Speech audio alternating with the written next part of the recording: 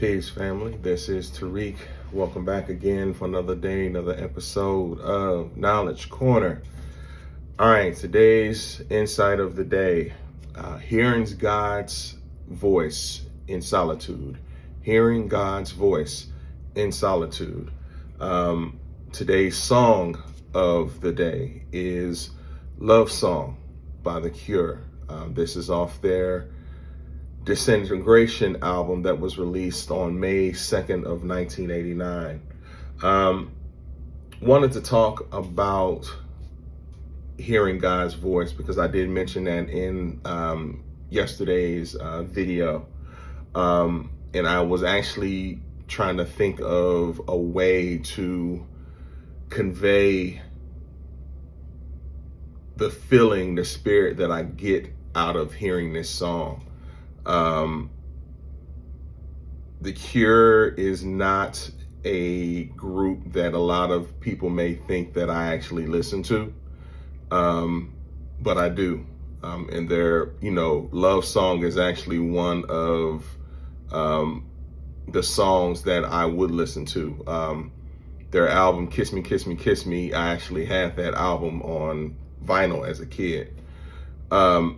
But the song is really a love song. But once you actually hear the lyrics, you hear the words that Robert Smith is singing, you can kind of see that this could be conveyed as a song about God as well. The words are pretty simple. Pretty much throughout the song rather, he says, whenever I'm alone with you, you make me feel like I am. And then he says, whatever that feeling is.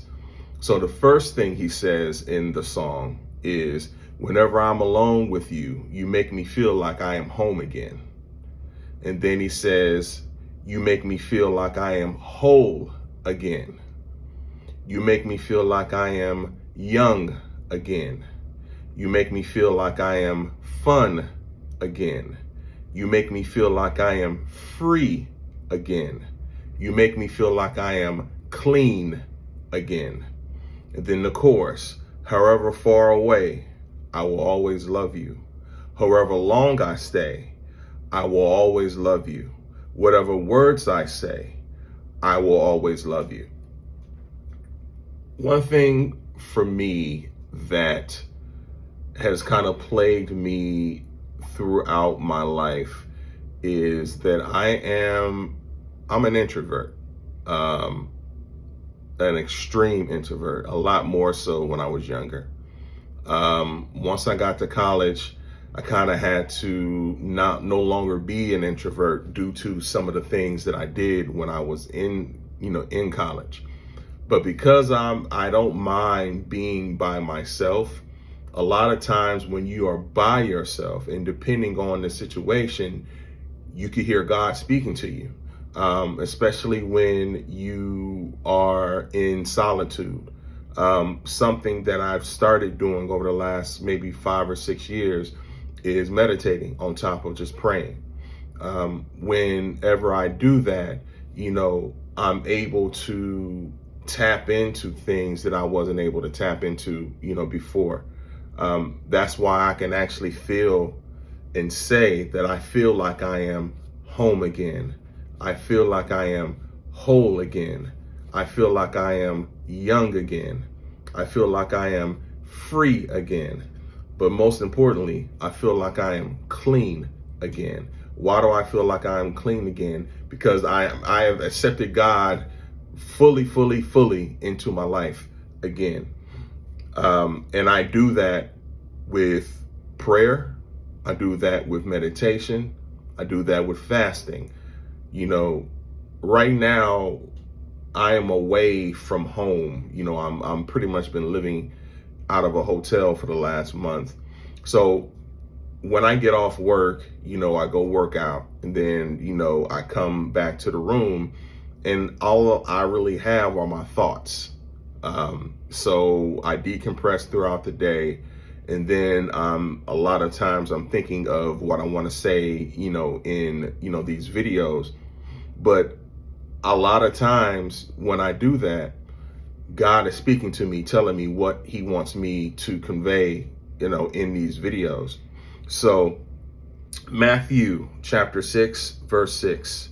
But when you pray, go into your private room, shut your door, and pray to your Father who is in secret, and your Father who sees in secret will reward you. Again, when you want to really hear God's voice, you have to remove yourself from everything that's going on around you. You have to really be in a private place. You really have to sit down. You really have to focus on hearing God's voice. And you will hear his voice if you're in the right situation. And also, for years, I've woken up in the middle of the night. It doesn't matter how peaceful I was sleeping, or if I had just fell asleep. Within the hours of 3 and 5 a.m., I'm generally woken up. And then a lot of times I sit there. A lot of times I just sit down, I get up and I'll go pray. In Islam, there are 5 prayers that you have to do that are mandatory throughout the day. But there's a night prayer called tahajjud. And you do that in the middle of the night before the morning prayer, which is Fajr, is due. So when you do that prayer, it is meant to really hear God's voice, because you're waking up in the middle of the night to actually do that prayer. So the level of discipline that you have to have in order to actually do this prayer is second to none. A lot of Muslims don't do this prayer. But one thing that I know, from living, I lived in the masjid that I went to when I was in college. And during Ramadan, that was one thing that, the brothers did. They came to the mosque in the middle of the night during Ramadan, and we performed tahajjud. So Surah Muzazzim, which is the 73rd surah, this is the 6th verse or ayat that I'm getting ready to read. Truly, rising by night is a time when impression is more keen and speech more certain. What does that mean? It means that increases your spiritual strength, your humility and your clarity, because you're waking up in the middle of the night. And a lot of people say that is really the time that God is actually speaking to us, or you're actually able to hear his message fully because it's peaceful. There's nothing going on. It's tranquil, in the middle of the night. But some people feel that's normally when, the devil comes to you. I wouldn't necessarily say that, because there's a way when the devil's speaking to you. I know when I first started my spiritual journey, about 5 or 6 years ago, before I went to bed, I prayed, God, if there's something you need me to know, please let me know. And I went to sleep, and I woke up in the middle of the night, and all I kept hearing in my mind was 54, 54, 54. And I'm like, okay, 54, 54. I got up that morning, excuse me, and I was on my way to drop my kids off at school, and the song Le Freak by Chic came on the radio. And if you've ever heard the song before, there's a part of the song where they say, so come on down to 54, which is Studio 54. That was a club in New York City in the 70s. And as soon as I heard that, I got it. But what I didn't realize until later on, until I actually prayed on it, 5 plus 4 is 9. 9 is very important to me for various different reasons. But that's the message that I was getting, that I was supposed to get. 5 plus 4 equals 9. I know I've mentioned this before, in previous videos, but in the nation of gods and earth, or the 5% nation, they study what are called supreme, mathematics, supreme alphabet, and then their lessons.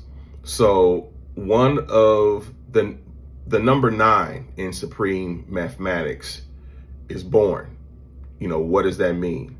It means that generally it takes 9 months for a child to be, birthed. When you see that number, that means everything is complete. You have finished something, you are done with that. So me hearing that number 54 and realizing what it meant at that point, let me know that what I had done up until that point, I was complete with. I was born, I was born again in a lot of ways. So I was clean again because I was able to convey that message, because I prayed on it, because I was confused. Like, why am I keep hearing 54? And then I would go around and I would actually see that number. I would see 54 all over the place. And that was the reason why, because God was letting me know what I had done up until that point, I was done with. That is one of the reasons why the G in knowledge on my page is a 9, because it signifies, birth. It signifies completion, but also for other reasons as well. If you know, you know. But the song is very, very beautiful. I've always, like I said, I've always liked the song, but because I'm in a different place now in my life, I actually hear the song a lot different than what I used to, because I just on the surface of the song, it sounds like a love song to a woman. But when you peel back the layers of the song and it's to hear exactly what he's saying, you could see that this song could also be conveyed as a love song to God, because everything he's saying that he's doing are things that God makes you feel when you're one with him. We always, have to give, props and love, to the Father, but some of us do it more than others. And I'm a firm believer, and I'm a true testament now in my life, that everything that has been done, that has been said in this song, I'm actually doing. I'm actually practicing what I'm preaching. Am I perfect? No, no one is. Even Jesus had his faults. Even Jesus, was probably the most perfect man that ever lived, but he still wasn't as perfect as God is. So, Lovesong by The Cure, hearing God's voice in solitude. As always, like, comment, share, subscribe, and positive energy activates constant elevation. Peace.